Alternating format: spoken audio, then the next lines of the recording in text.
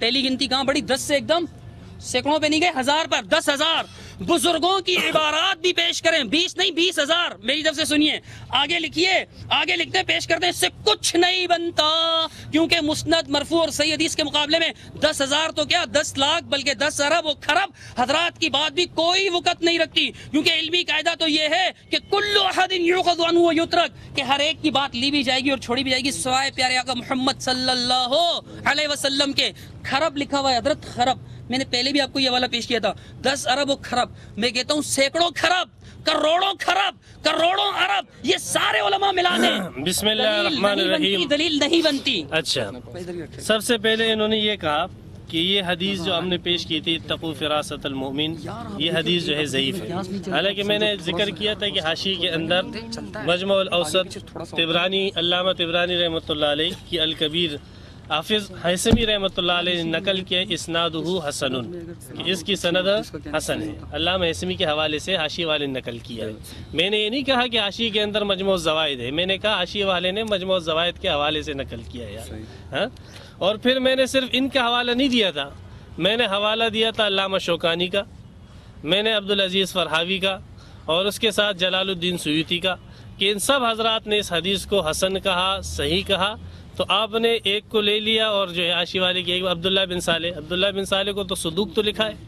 پھر انہوں نے جو کہا کہ آپ نے ابو سعید خدری کی جو روایت پیش کی اس میں عطیہ اوفی ہے، میں نے استدلال کے اندر اب حضرت ابو امامہ رضی اللہ تعالیٰ عنہ کی روایت پیش کی تھی، 3 روایتیں میں نے اس کی مطابعت کے اندر پیش کی۔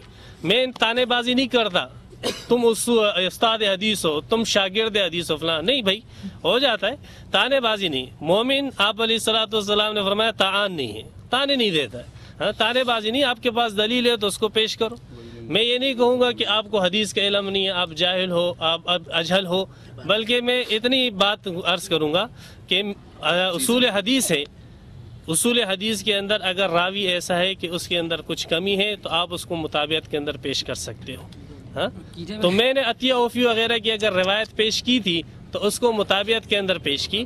اصل استدلال میرا ابو امامہ رضی اللہ تعالیٰ عنہ کی روایت سے ہے، جس کی تصحیح میں نے محدثین کرام سے آپ حضرات کے سامنے پیش کر دی۔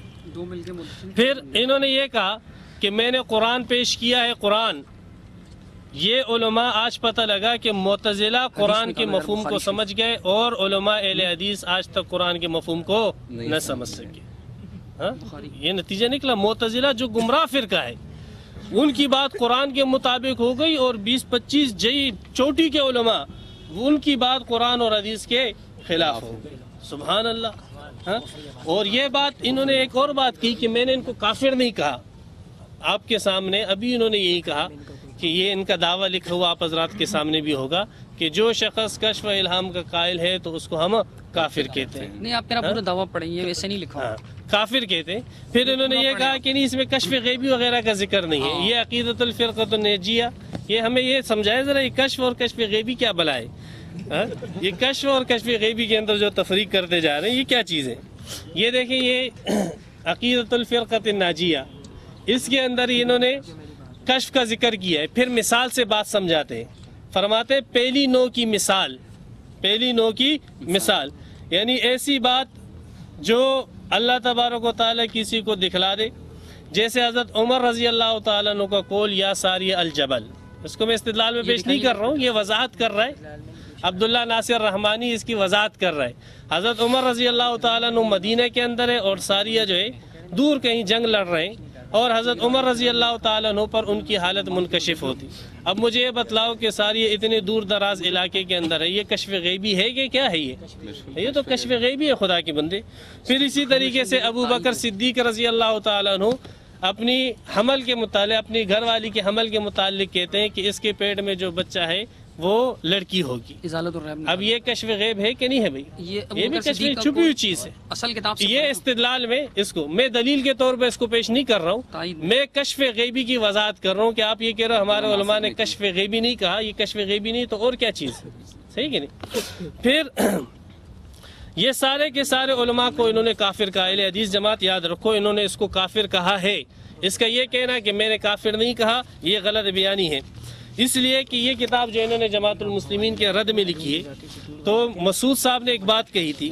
مسعود صاحب نے اتنی بات کہی کہ جب امام قرآن پڑھے، قرآن پڑھنا شروع کرے تو تم اس کے ساتھ سورہ فاتحہ مت پڑھو، سکتات کے اندر پڑھو.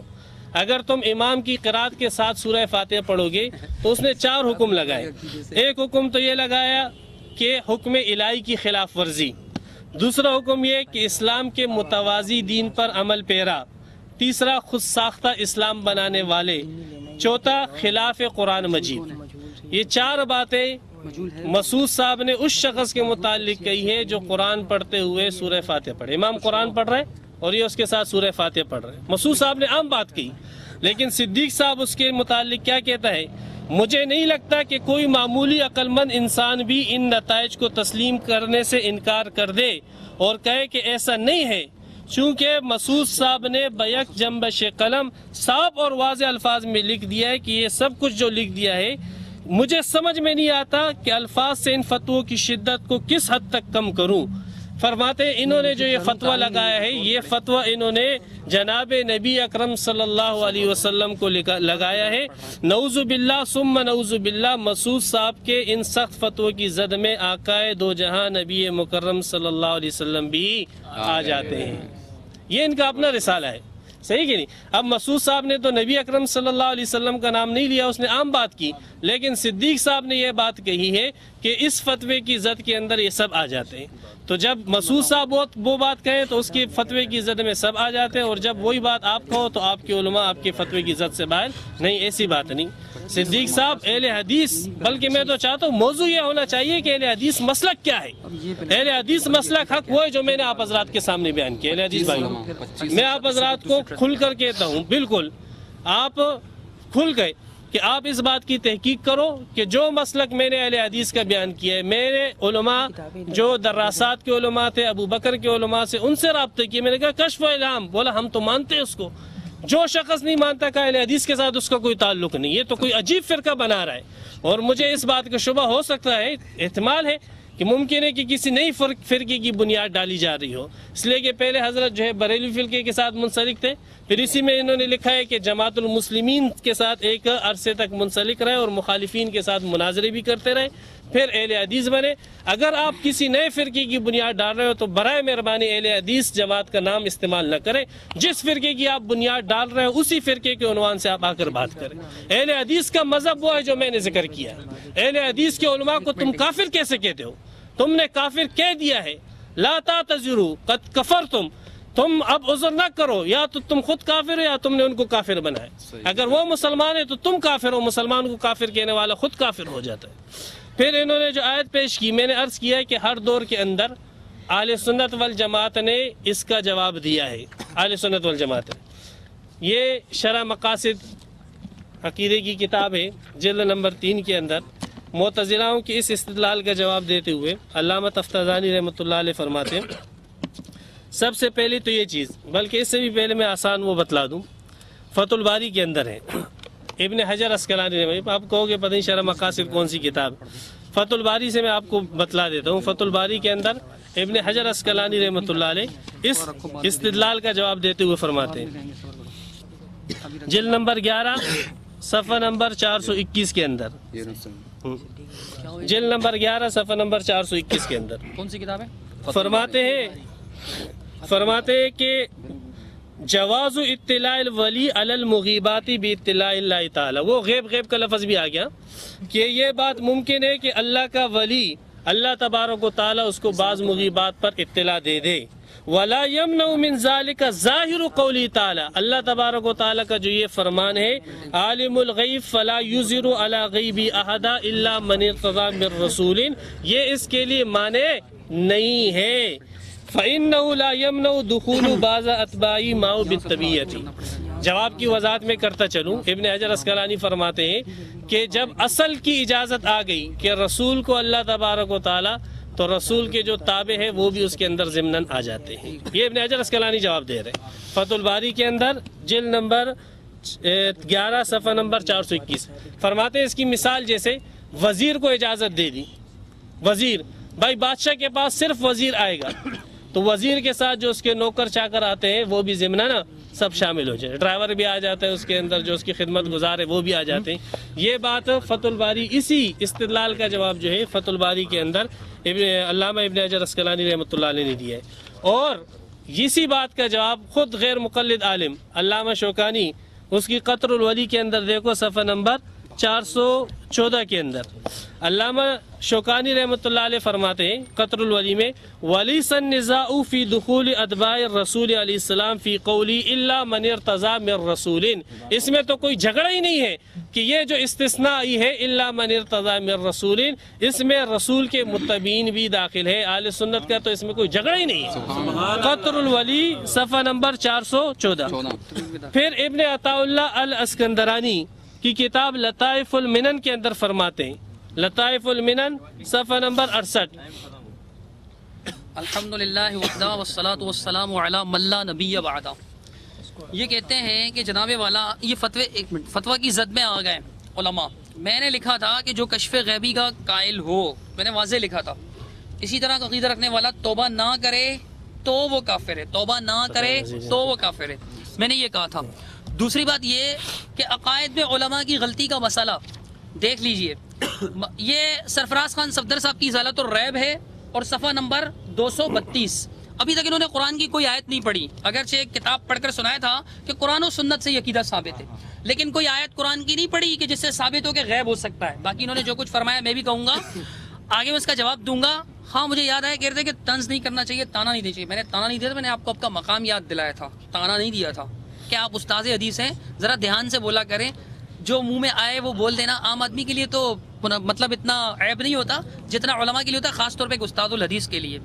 کہتے ہیں پوچھئے خان صاحب بریلوی بدایونی سے، میں آپ سے پوچھتا ہوں، پوچھئے مفتی عبد الواحد صاحب سے، دوسروں سے تو مطالبہ قطعی الدلالہ کا کرتے ہیں آپ، آیت کا اور حدیث متواتر کا، آپ لوگ خود یہ بیجوری عشماوی اور یہ شوکانی اور ابن جوزی اور ابن تیمیہ اور فلانی حتیٰ کہ تفتازانی جو آپ کی اپنی کتاب ہے شرح المقاصد، اپنی کتاب پڑھ کے سنا رہے ہیں۔ آگے سنیے، جیسے حاتم اللیل یا مفسرین و متصوفین کی بات سے قرآن کریم کی قطعی الدلالہ اور صحیح حدیث کو رد کرتے پھریں، تمہیں اس تخصیص کا اور کس نے حق دیا؟ کیا اخبار میں نسخ جائز ہے؟ آگے چل کے لکھتے ہیں کہ شیخ سرندی مجدد الف ثانی نے کیا خوب ارشاد فرمایا کہ عمل صوفیہ در حل و حرمت سنت نیست، ہمیں بس نیست کہ ماں اشارہ معذور داریم و ملامت نہ کریم۔ کہتے ہیں کہ اصل میں حلال و حرام کے مسئلے میں علماء کا قول حجت نہیں ہے، یہی کافی نہیں کہ ہم ان کو معذور سمجھتے ہیں، اور یہ قول کس کا ہے؟ شیخ احمد سرندی کا۔ نقل کرنے والے کون؟ ازالۃ الریب 233۔ آگے لکھتے ہیں کہ جناب والا دوسرے مقام پر لکھتے ہیں کہ کلام محمد عربی صلی اللہ علیہ وسلم درکار ہست، نہ کلام محی الدین اکبر ابن عربی و صدر الدین قوینوی و عبد الرزاق کاشی مارا بنس کارس نہ بفس و فتوحات مدنیہ فتوحات مکیہ مستغنی ساختان مکتوبات اس سوم کے والے تھے، اور صفحہ نمبر جناب والا 234 کہتے ہیں محمد عربی کا کلام لاؤ صلی اللہ علیہ وسلم۔ کون سی حدیث پیش کی انہوں نے؟ اتقوا فراست المؤمن، کہ مومن کی فراست سے ڈرو۔ اور میں نے بتایا کہ یہ خبر روایت ہے، آپ کے یہاں خبر روایت نہیں چلتا، میں نے کہا پھر چلو اپنے اصول کو باطل کر دو، اصول بھی عزیز ہے اور پابندی بھی نہیں کر پائیں گے۔ لما تقولون ما لا تفعلون كبر مقتا عند الله ان تقولوا ما لا تفعلون، کہ اللہ رب العالمین کے نزدیک سب سے بری بات کہ آپ بولو بھی اور عمل بھی نہ کرو۔ اصول بھی بنایا اور پابند، کون سا اصول ہے جس کی آپ پابندی کر پاتے ہیں؟ قطعی الدلالہ قطعی الثبوت آپ مانگتے ہیں اور پابندی نہیں کر پاتے، نہ کوئی حدیث پڑھی اور نہ کوئی، میں بتاتا ہوں حدیث پڑھی، کہتے ہیں اس کو علامہ اسمی نے صحیح کہا ہے۔ چلو میں نے مان لیا ایک لحاظ، علامہ اسمی نے واقعی صحیح کہا ہے، آپ نے حاشیے سے پڑھ لیا، تو ضعیف بھی تو کہا ہے۔ اب صحیح اور ضعیف کا اختلاف ہو گیا، جب اختلاف ہو جائے تو راوی بن جاتا ہے مختلف فی، آسان الفاظ میں بولے مختلف فی، جس میں اختلاف ہو۔ میں نے بھی تقریب سے پیش کیا حافظ ابن عسقلانی سے، اب میں تہذیب میں نہیں جا رہا ہوں جس پر جرا کے کئی اقوال ہیں، تو راوی میں اختلاف آ گیا۔ سرفراز خان صفدر صاحب فرماتے ہیں کہ صوفی صاحب آپ کا استدلال باطل، شہر بن ہوشب نہ نبی معصوم تھے نہ خلیفہ، اور آگے چلتے لکھتے ہیں فرائی کے مسائل میں بعض شہرب کی روایت سے استدلال کیا ہے، کیونکہ کہتے ہیں کہ ان کی شخصیت خاصی نزاعی ہے، ایک گروہ توثیق، دوسرا ان کو الفاظ میں ان پر کلام کرتا ہے سخت الفاظ میں، پھر آگے کہتے ہیں لہذا دوسرا وزندار الفاظ میں، ایسے شخص کی بات سے کوئی عقیدہ ثابت نہیں ہو سکتا۔ فرائی مسائل میں بعض حضرات نے شعر بن اوشب کی روایت سے استدلال کیا، اپنی جگہ پر بجا ہے، مگر نصوص قطعیہ کے مقابلے میں اور عقائد کے باب میں ان کا کوئی مقام نہیں ہے۔ مختلف فی راوی کا تفریح الخواطر اور پیج نمبر جناب والا 124 125 124 125 کہ عقائد میں مختلف ہی راوی، آپ نے کچھ اقوال پیش کرتے کہ دیکھو جی اس نے صحیح کہا ہے، اس نے صحیح کہا ہے، اس نے صحیح کہا، کسی نے ضعیف کا، اختلاف آ گیا. جس راوی میں اختلاف ہو جائے وہ عقیدے میں تو حجت ہوتا ہی نہیں ہے. مسائل میں بعض لوگوں نے لیا ہے، بعض لوگوں نے مسائل میں بھی نہیں مانا. آپ نے بہشتی زیور کا یہ عقیدہ کہ ولیوں کو کشف اور الہام سے غیب کا حال معلوم ہو جاتا ہے، اس کی دلیل میں ابھی تک نہ کوئی آیت پڑھی ہے نہ کوئی حدیث پڑھی ہے. علامہ شوکانی وغیرہ کے اقوال پڑھنے سے مسئلہ حل نہیں ہوگا. اب آگے دیکھیے، کہتے ہیں جناب والا خواجہ نصیر الدین صاحب چراغ دہلوی فرماتے ہیں حجت در اقوال و اعمال مشائخ نیست، حجت آہس کے در کتاب و سنت ہست. کہتے ہیں کہ حجت اقوال علماء کے اقوال اور علماء کے افعال میں حجت نہیں، حجت قرآن و سنت ہے، کتاب و سنت لاؤ. آگے کہتے ہیں حضرت شیخ عبد المحدث کہتے ہیں مشرب پیر حجت نیست، دلیل اس کتاب و سنت میں بایت، کتاب و سنت سے دلیل لانی چاہیے. اور ایک عارف فرماتے ہیں نیست حجت قول و فعل ہیچ پیر، کسی بزرگ کی بات حجت نہیں، کسی کا قول حجت نہیں، عمل حجت نہیں. قول حق اللہ کا فرمان، فعل احمد را بگیر، احمد محمد صلی اللہ علیہ وسلم کے کلام کو پکڑو. کہتے ہیں ایسے مقام پر یہی جواب کافی ہے جہاں وہ نصوص قطعی حدیث صحیح اور صریح محکمات کے مقابلے میں قصے کہانیاں اور ضعیف حدیثیں اور بعض صوفیہ بزرگوں کی محتمل اور مجمل عبارات اور غیر مستند اور بے سراپا حوالے پیش کیا کرتے ہیں. غیر مستند بے سراپا حوالے، غیر مستند حوالے پیش کرتے ہیں اور دلیل محرم کو چھوڑ کر مبیح کے چور دروازے سے دین کی مضبوط اور محفوظ عمارت میں داخل ہو کر اپنے باطل عقائد اور بدعات کے جواز اور حق ہونے پر اہل حق کے الزامات کی ڈالنے کی کوشش کرتے ہیں کہ کفا بنفسک اليوم علیک حسیبا، کہ آج تو اپنے نفس پر خود ہی کافی ہے حساب کرنے کے لیے. اب جناب یہ معذور جاننے کا قول کس نے نقل کیا؟ سرفراز خان صفدر صاحب نے. 232 سے 233 میں نے پوری تفصیل سے پڑھا. اب بتائیے یہ کیا ہے؟ اس کے بعد میں نے پیش کیا کہ مختلف راوی حجت نہیں ہوتا، یہ روایت تو خبر واحد ہے. اللہ فرماتا ہے وما کان اللہ لیطلعکم علی الغیب. اب میں حدیث بھی پڑھوں گا رسول اللہ صلی اللہ علیہ وسلم کی. صحیح بخاری مجھے پکڑائیے، یہ دیکھیے صحیح حدیث. مولانا اگر حوصلہ ہو تو مولانا جرا کر کے دکھائیے گا. میں پڑھ رہا ہوں اللہ کے رسول صلی اللہ علیہ وسلم کی حدیث. اللہ کے رسول صلی اللہ علیہ وسلم نے کیا فرمایا؟ صفحہ 620 ہے.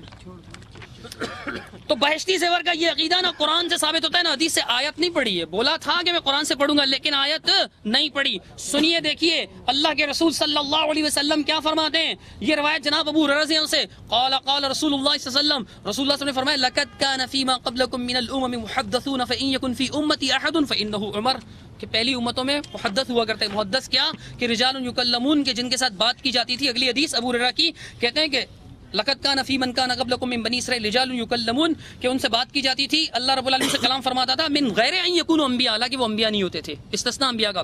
کہتے ہیں فان يكن في امتي منهم احد فعمر، اگر میری امت میں کوئی ہوگا تو عمر. بخاری حدیث نمبر 38 اور 36 89. اور اس کے بعد جناب والا یہ حدیث بخاری میں صحیح بخاری شریف کتاب فضائل اصحاب النبی عمر رضی اللہ عنہ کے فضائل میں امام بخاری رحمۃ اللہ علیہ لائیں. اور صحیح مسلم کے اندر امی عائشہ صدیقہ رضی اللہ عنہ بیان فرماتی ہیں انه كان يقول، آپ فرمایا کرتے تھے قد كان يكون في الامم قبلكم محدثون، پچھلی امتوں میں محدث ہوا کرتے تھے یعنی جن سے اللہ کلام فرما. فان يكن في امتي منهم احد فعمر فان عمر بن الخطاب منهم. پھر فرماتے ہیں ابن وہب تفسیر محدثون ملہمون، فرمایا کہ ابن وہب نے تفسیر کی محدث سے کیا کہ ملہم. اللہ کے رسول نے فرمایا کہ اگر میری امت میں بھی ایسا کوئی بنی اسرائیل کے ایسے لوگ تھے جو نبی نہیں ہوتے تھے لیکن اللہ ان کو کوئی بات بتا دیتا تھا، اگر میری امت میں الہام ہوتا تھا ان پر. اگر میری امت میں بھی کوئی ہوگا تو وہ کون ہے؟ عمر. اگر ہے تو عمر ہے، نہیں ہے تو یہ کہتے ہیں سارے.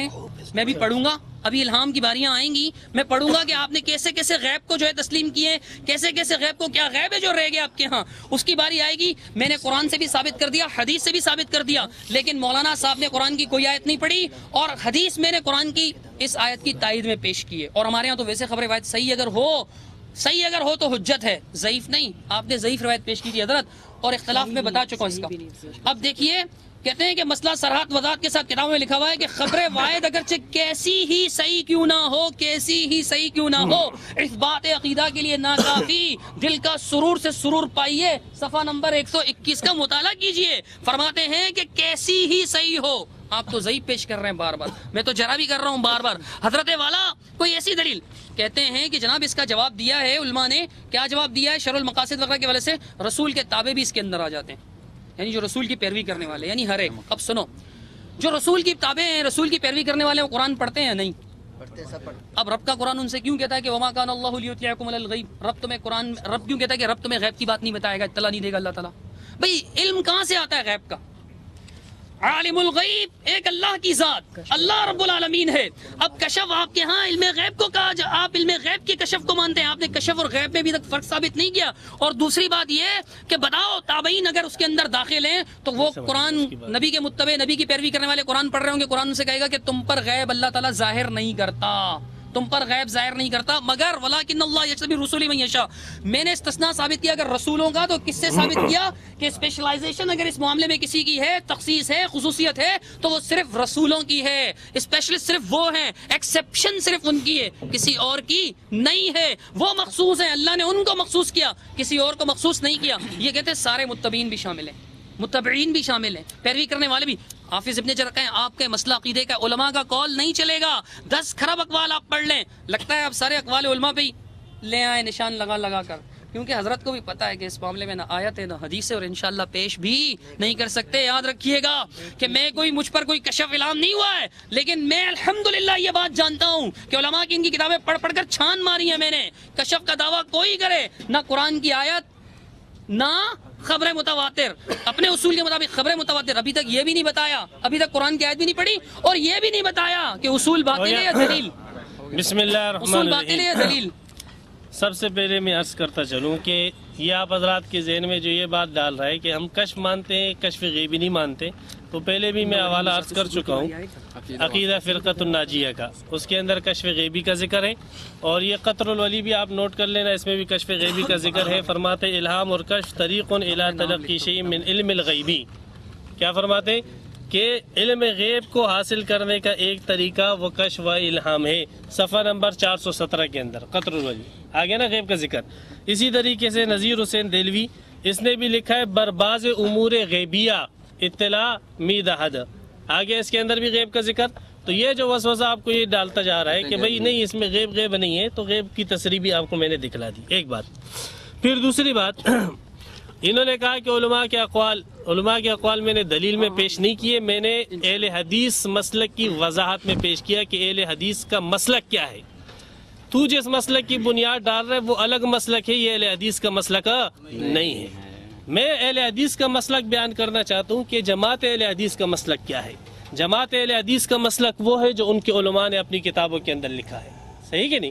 میں ان کو دلیل کے طور پر نہیں پیش کر رہا ہوں، آپ نے جتنے ہمارے علماء کے اقوال پیش کیے ہیں اس میں یہ بتلایا گیا ہے کہ علماء کے اقوال کو آپ دلیل کے طور پر پیش نہیں کر سکتے ہو۔ میں دلیل نہیں پیش کر رہا ہوں، میں یہ بتلانا چاہتا ہوں آپ حضرات کو کہ اہل حدیث جماعت کا مسلک کیا ہے، اور یہ آپ حضرات کو کس رخ پر لے جانا چاہتا ہے، کس طرف لے جانا چاہتا ہے، اس بات کو نوٹ۔ پھر انہوں نے عجیب بات یہ کہ آیت پڑھی ما کان اللہ لیطلعکم علی الغیب، اللہ تعالیٰ آپ کو غیب پر مطلع نہیں کرتا، ولیکن اللہ یجتبی، صرف رسول، پتہ نہیں انگلش کے الفاظ بھی کہ ہمیں تو اتنی نہیں آتی کہ صرف جو ہے نا رسول خاص ہے وغیرہ وغیرہ، مقصد یہی ہوگا اس کا۔ پھر بخاری سے حدیث پڑھی، خود انہوں نے پڑھی کہ گزشتہ امتوں کے اندر محدثین ہوا کرتے تھے، جنہیں الہام ہوا کرتا تھا، خود انہوں نے کہا جنہیں الہام ہوا کرتا تھا، اب کہتے ہیں کہ رسول کے ساتھ خاص ہے۔ اب خود ہی جو ہے اللہ کے رسول سے انہوں نے بخاری سے نقل کر کے بتلایا ہے۔ اب مجھے یہ بتلایا کہ اللہ کے رسول نے قرآن کی مخالفت کی ہے۔ یہ صدیق صاحب جو ہے اپنے اس رسالے کے اندر مسعود صاحب کو بار بار یہی بات کرتے ہیں کہ آپ نے جو یہ بات کی ہے، آیا اللہ کے رسول قرآن نہیں سمجھے؟ اللہ کے رسول فرما رہے، خود یہ حدیث نقل کرتے کہ گزشتہ امتوں کے اندر محدثین ہوا کرتے تھے، ملہمین ہوا کرتے تھے۔ پھر حضرت عمر رضی اللہ تعالیٰ عنہ کی انہوں نے جو روایت پیش کی، پھر انہوں نے خود کہا فَهُوَ مِنْهُمْ کے الفاظ بھی انہوں نے کہے کہ وہ محدثین میں سے حضرت عمر بھی ہیں، ہاں ملہمین میں سے حضرت عمر بھی ہیں۔ خدا کے بندے فَهُوَ مِنْهُمْ کے الفاظ آپ نے خود کہے، تو اب مجھے یہ بتلاؤ کہ آپ تو اپنے اس دعوے کی روح سے خود کافر ہو گئے ہو، خود کافر ہو گیا۔ جو علماء حدیث کو کافر کہہ رہا تھا وہ آج خود کافر ہو گیا۔ فَهُوَ مِنْهُمْ، اور بلکہ ان کے الفاظ میں جو انہوں نے مسعود صاحب کے لیے استعمال کیے، یہ کفر کا فتویٰ صرف صدیق صاحب تک نہیں لگتا بلکہ 25 فرماتے ہیں کہ دل کے اوپر جو ہے جبر کر کے میں یہ کہتا ہوں کہ آپ کا نعوذ باللہ یہ فتویٰ آقائے نامدار محمد مصطفیٰ صلی اللہ علیہ وسلم پر۔ اللہ کا قرآن کہتے ہیں ما کان اللہ لیطلعکم علی الغیب، اللہ کا رسول کہتے ہیں پہلے امت کے اندر ایسے ہوتے تھے کہ ان کو الہام ہوا کرتا تھا۔ اچھا بھائی، یہ تو ان کی دلیلوں کا حال ہے۔ میں نے ایک جواب یہ دیا، اپنی طرف سے نہیں دیا، ابن حجر عسقلانی رحمۃ اللہ علیہ کی طرف سے دیا، جو بخاری شریف کے شارح ہیں، جس کی شرح کے اوپر جو ہے سب چلتے ہیں، ان کے جتنے محدثین ہیں، ان کے جو شیوخ ہیں، وہ سب بخاری کی شرح لے کر جو ہے وہ کرتے ہیں۔ پھر ابن حجر عسقلانی رحمۃ اللہ علیہ قرآن نہیں سمجھے، اور آج جو ہے صدیق صاحب قرآن سمجھ گئے۔ یہ 23 یا 24 علماء اہل حدیث قرآن نہیں سمجھے، اور جو ہے جناب صدیق صاحب جو ہے ماشاءاللہ یہ قرآن سمجھ گئے۔ یہ سب کے سب کافر ہو گئے، کفر پر مر گئے، توبہ نہیں کی، سب کفر کے اوپر جو ہے مرتد ہو گئے، الیاذ باللہ۔ ہم بھی نہیں کہتے، ہم تو ان کو رحمت اللہ علیہ کہتے ہیں، اور یہ ان کو دعوت کیا دیتے ہیں آپ لوگوں کو، بھائی وہ کفر کے اوپر مر گئے۔ پھر انہوں نے یہ کہا کہ مسئلہ یہ ہے کہ حدیث متواترہ ہونی چاہیے، تو بھائی حدیث متواترہ اس کو کہتے ہیں جس کو بڑی جماعت نقل کرے، صحیح ہے نا؟ ہر طبقے میں۔ اب ہوا یوں ہے کہ ابھی تک ہماری ٹرم کتنی چلی ہے؟ 10 منٹ، ہم نے 15 منٹ بات کی، علماء کے اقوال پیش کیے وغیرہ وغیرہ، تو ہمیں تو چلنے دو۔ تواتر تو تب ثابت ہوگا جب ہمیں چلنے دو نا۔ ایک تو آپ منکر ہو، کشف الہام وغیرہ کے منکر ہو، کرامتوں کے منکر ہو، ہاں، تو جب آپ اس چیز کے منکر ہو تو ہم سے کرامتاً یہ کیسے طلب کرتے ہو کہ 10 منٹ کے اندر ہم آپ کو حدیث متواترہ سنا دیں؟ بھائی ہمیں ٹائم لگے گا، آپ جو باتیں کر رہے ہو، جو غلط بیانیاں کر رہے ہو، اس کا بھی ہمیں جواب دینا ہے، اس کے ساتھ ساتھ حدیثیں۔ چلو پہلے میں نے حدیث ذکر کی، اتقوا فراست المؤمن، میں نے 4-5 محدثین سے ان کی تصحیح دکھائی۔ ایک محدث سے دکھاؤ کہ اس نے اس کو ضعیف کہا، ایک محدث سے، صرف ایک محدث سے۔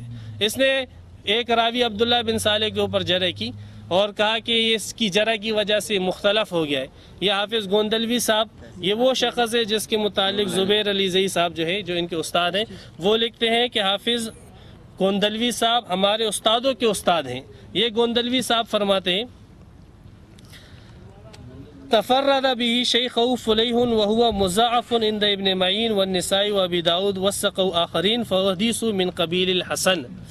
فرماتے ہیں کہ یہ جو راوی ہے اس کو ابن معین، نسائی، ابو داود نے ضعیف کہا ہے، اور دیگر محدثین نے اس کی توثیق کی ہے، پس یہ مختلف فی ہوا، تو اس کی حدیث جو ہے وہ من قبیل الحسن، حسن درجے کی ہوئی۔ اور انہوں نے حوالہ کس کا دیا ہے؟ فتح الباری کا دیا ہے، سبحان اللہ، حافظ گوندلوی صاحب کی کتاب ہے۔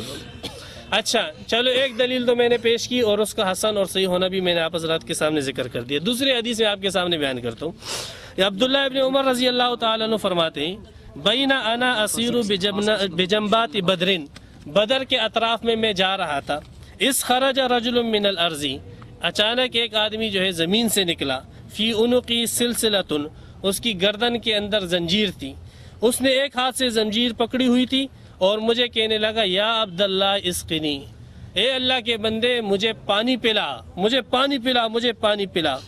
اسی اسنا کے اندر ایک اور آدمی اس کے پیچھے سے نکلا، اور کالے رنگ کا آدمی تھا، اس نے مجھے کہا یا عبداللہ لا تسقی، اے اللہ کے بندے اس کو پانی مت پلانا۔ پھر اس کو کھینچا اور کھینچ کر دوبارہ زمین کے اندر لے گیا۔ عبداللہ ابن عمر فرماتے ہیں کہ میں فوراً نبی اکرم صلی اللہ علیہ وسلم کی خدمت میں حاضر ہوا، میں نے عرض کیا یا رسول اللہ میں نے ایسا دیکھا۔ آپ علیہ الصلوۃ والسلام نے فرمایا قد رأیت، دیکھ لیا تو نے؟ رأیت، دیکھ لیا؟ ہمیں فرمایا ہاں دیکھ لیا۔ فرمایا ذاک ابو جہل، یہ ابو جہل تھا، عذابہ الی یوم القیامتی، اور یہ اس کا قیامت تک عذاب ہے۔ ہاں، یہ شرح اصول اعتقاد اہل سنت والجماعت، اہل سنت والجماعت کے عقائد کیا ہونے چاہیے، یہ اس کی کتاب صفحہ نمبر 537 کے اندر۔ اب اس کے اندر دیکھو، ایک منٹ بیٹھ جائیں، اس کے اندر ذرا یہ دیکھو کہ عذاب قبر اللہ تبارک و تعالی نے عبداللہ ابن عمر کے اوپر منکشف کر دیا، صحیح کہ نہیں؟ چھپایا ہوا ہے، عذاب قبر غیب کا معاملہ ہے، چھپایا ہوا ہے۔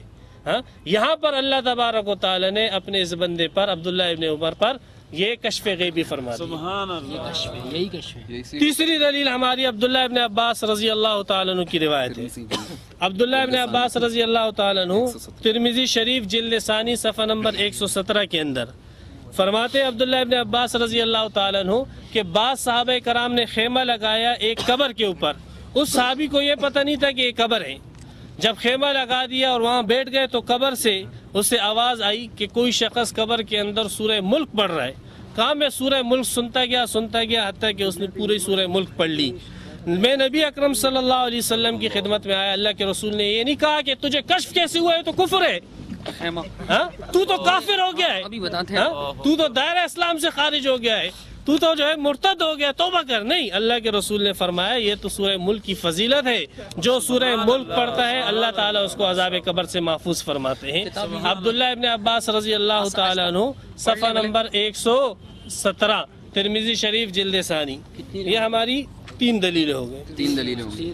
چوتھی دلیل ہماری بخاری شریف آ گئی. بخاری شریف اصح الکتب بعد کتاب اللہ, جلد نمبر 2 اور صفحہ نمبر 963.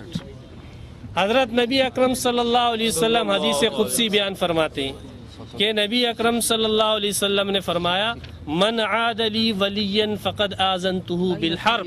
جو شخص میرے ولی کے خلاف جنگ کرے, میرے ولی سے دشمنی رکھے, اس کے خلاف میرا اعلان جنگ ہے. پھر اللہ تبارک و تعالی فرماتے لا یزال عبدی یتقرب الی بالنوافل, بندہ مسلسل نوافل کے ذریعے میرا قریب ہوتا جاتا ہے حتی احببتہ, حتیٰ کہ میں اس سے محبت کرنے لگتا ہوں. پھر جب میں اس سے محبت کرنے لگتا ہوں تو کنت سمع الذی یسمع بہ, تو میں اس کی سمع بن جاتا ہوں جس کے ذریعے وہ سماعت کرتا ہے. وبصر الذی یبصر بہ, اس کا بصر جس کے ذریعے وہ دیکھتا ہے. صفحہ نمبر 963. اس کون بولا ہے؟ آپ بولیں. ہاں صحیح, میں سمجھا اس طرف سے کوئی بولا ہے. الحمدللہ وحدہ والصلاۃ والسلام علی من لا نبی بعد. بھائی آپ بھی دیکھ رہے ہوں گے بار بار قطر الولی, فرقۃ الناجیہ, فتاوی نظیریہ وغیرہ ذالک, بزرگوں کی کتابیں, علماء کی کتابیں. تو کہتے ہیں کہ تو جس مسلک کی بنیاد ڈال رہا ہے, تو جس مسلک کی بنیاد ڈال رہا ہے, بھائی عقیدہ میں صرف قرآن و حدیث حجت ہے, قیاس نہیں, علماء کے اقوال نہیں, یہ ان کے بزرگوں نے بھی لکھا ہے یا نہیں. میں یہ تو نہیں کہوں گا کہ تو جس مسلک کی, لیکن یہ ضرور کہوں گا حضرت والا آپ جو مسلک بیان فرما رہے ہیں آپ کے علماء نے کیوں بیان نہیں کیا؟ یہ قرآن و حدیث نہیں جانتے تھے؟ آپ مجھ سے پوچھتے ہیں, میں بھی آپ سے پوچھتا ہوں, انہوں نے کیوں کہا کہ اقوال علماء نہیں چلیں گے؟ سرفراز صاحب کے اقوال میں نے پڑھے, دوسروں کے پڑھے, کہ انہوں نے کیوں کہا اقوال علماء نہیں چلیں گے؟ انہوں نے کیوں کہا کہ نص قطعی چاہیے؟ کہتے ہیں ابھی وقت تو چلنے دو, میں جو ہے متواتر بھی پڑھوں گا. کافی وقت ہو چکا ہے, ابھی تک تو آپ نے نہیں پڑھی, شاید آئندہ پڑھ لیں, لیکن ابھی تک آپ نے نہیں پڑھی, کیونکہ آپ کا یہ کہنا کہ متواتر بھی پڑھ لوں گا مطلب ابھی تک پڑھی نہیں ہے, پڑھ بھی نہیں سکتے. انشاءاللہ پڑھیے گا, آپ کو بتاؤں گا. آپ نے جو عبداللہ بن عمر کی روایت پیش کی, خبر روایت حجت نہیں ہے, خبر روایت آپ کے عقیدے میں حجت نہیں ہے. آپ کے ہاں آپ نے جو خیمہ لگایا, حدیث ترمذی صفحہ نمبر 117, اس کے اندر آگے امام ترمذی رحمۃ اللہ علیہ فرماتے, امام ترمذی بھی نے اس حدیث کو غریب کہا ہے. غریب اور ہوتی کیا ہے؟ غریب ہوتی کیا ہے جناب؟ من هذا الوجہ, کہ اس وجہ سے یہ غریب ہے, یہ بھی خبر واحد ہے. اور اس کے علاوہ جناب والا اس کے اندر